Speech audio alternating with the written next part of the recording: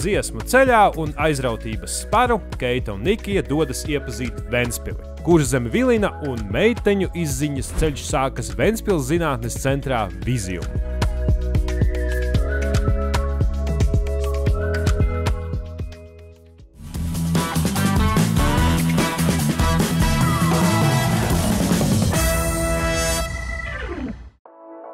Lai piedzīvojumi sākas. Visiums ir relatīvi, gribētu teikt, jauns veidojums Latvijā, Ventspilī. Mēs šogad nosvinēsim tūlīt jūnijā 3 gadu jubileju. Ventspils jau vairāk kā 10 gadus aktīvi darbojās tieši IKT, jeb informācijas tehnoloģiju nozares attīstībā visdažādākajās jomās. Tad arī diezgan loģiski sanāca, ka šis centrs tika veidots vairāk ar informācijas tehnoloģijām, bet tā virstēma ir visiem tik ļoti labi zināmās, šis STEM jomas, kas ir zinātne, tehnoloģijas, inženierija, matemātika un tā tālāk.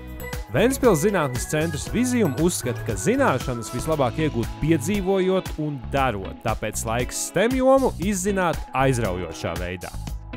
Centrs ir ļoti plašs, un man patīk, ka tas ir sadalīts dažādās tādās stacijās, kur tu vari netraucēti izpētīt to, kas tev pašam interesē. Staigājot pa centru, pamanīju, ka te ir gan lieli bērni, gan pieaugušie, un visi aktīvi izmanto visas tās iespējas, ko sniedz centrs, un man liekas, tas jau vien parāda to, ka šeit ir interesanti jebkura vecuma cilvēkiem. Principā ir atsevišķa galerija jau sākot no 3 līdz 6 gadu vecumā, jau tie paši mazākie jau tādas praktiskas darbošanās šeit var veikt. Un, protams, lielā ekspozīcija vairāk jau ir sākot no skolas vecuma līdz pat sirmam vecumam, un atkal ir visādas praktiskās un visādas darbošanās, ikdienā varbūt pilnīgi pierastas, zināmas, bet atkal ir ļoti cits veids, kā mēs kaut ko no tās zinātnes, no tās izglītības parādām. Te ir tik daudz ko darīt, ka acis zib uz visām pusēm. Mēs tā pēc kārtas arī mēģinam visu. Turies! Es sūtu tev domu spēku! Zinātnes centra ekspozīcijas zāle ir sadalīta 7 tematiskās galerijās. Viena no tām ir veselīga dzīvesveida galerija, kuru meitenes iepazīst ar īstu sacensību garu. Veselīga dzīvesveida galerija. Jāspēlē futbols!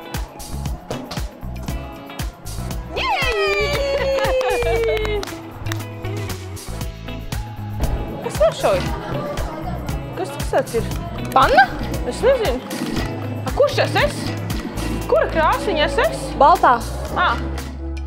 Veselīga dzīvesveida stacijā bija tiešām ļoti daudz foršas aktivitātes. Tas pats futbols, kur varēja vārtos spērt bumbu, vai arī līdzsvaru noturēšana. Keita sākumā teica, ka viņai nesanāks, bet viņa ļoti labi nogāja pa to virvi. Ai, nē!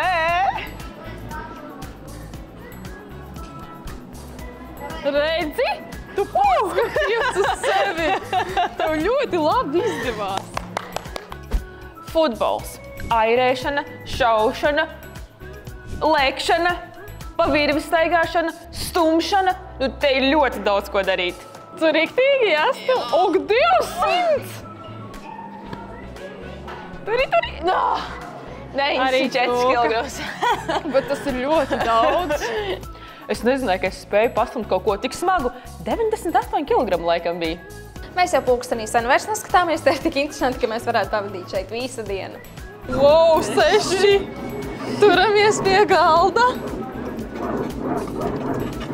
150 reizes gadā ir šāda zemestrīce. Zemestrīce līdz 4 ballēm šķiet vēl kaut kas tāds, pārdzīvojams, bet tad, kad bija jau 5, 6, 7 un tā tālāk, tad tā ļoti neomulīgi paliek, iedomājoties par to, ka tas reāli tā arī notiek. Mēs bijām tur. Jā! Un tagad tur, jo tā ir simulātora zona. Simulātora zona. Aiziet, ejam! Simulātoru zonu varētu dēvēt par vienu no iemīļotākajiem pieturpunktiem Ventspils zinātnes centrā. Sākumā Keita un Nikija izmēģina virtuālās realitātes pastaigu labirintu. Tu paliki? Es nezinu. Es kaut kādā labirintā. Es tevi neredzu. Es ieskrēju sienā. Pēc šī otrā simulātora, jāsaka godīgi, man nedaudz sarēba galva. Tad jau kādreiz būsi gatava mesties virtuālās realitātes nobraucienu simulātoru izaicinājumā. Kad iekāpām simulātorā, mēs jau nezinājām, kas mūs sagaidīs, bet es nojautu. Mēs lidojām un augstu lidojām. Oh, damn! Mēs redzam vienu to pašu. Jā, laikam. Tu arī iet. Man visu laiku gribas redzēt, kāda ir Nikijas reakcija un kā viņai patīk šis, bet nevar. Vērts pieminēt, ka, lai visu centru izstaigātu, iepazītu un izmēģinātu, jārēķinās ar kādām 3 stundām.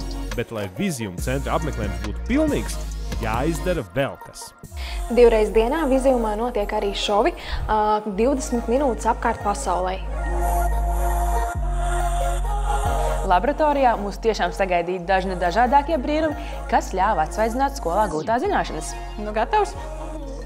Ok, 3, 2, 1. Wow! Viena viela, otra viela. Es jau nojuku.